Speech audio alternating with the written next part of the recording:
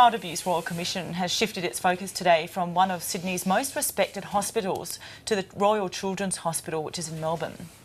The Commission has heard that calls made by a victim of abuse at the hospital were rejected and regarded as a prank. Now, the victim, known only as AWI, was 11 when she was repeatedly abused in the hospital's playroom. The Royal Commission has today heard from a 46-year-old woman who claims that in 1981, when she was 12, she spent 5 months in the Royal Children's Hospital in Melbourne, a period in which she says that she was molested repeatedly by 2 separate volunteers. One man who repeatedly touched her inappropriately in a playroom, and another man, a youth worker, who digitally raped her in a cupboard.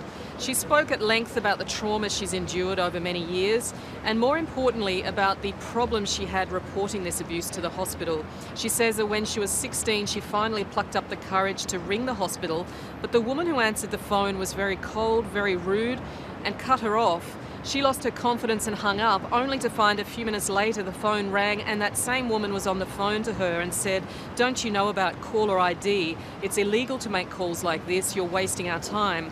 She realised then that her allegations would perhaps never be believed. So it took her many more years, in fact, to contact the hospital again. She finally emailed the then CEO of the hospital, John DeCampo, and he did launch an investigation into the allegations, but has admitted himself this afternoon that he never spoke to the woman, he never told her of the outcome of the case, and he never actually told her that one of the 2 men who'd abused her was in fact sacked from the hospital in 1998.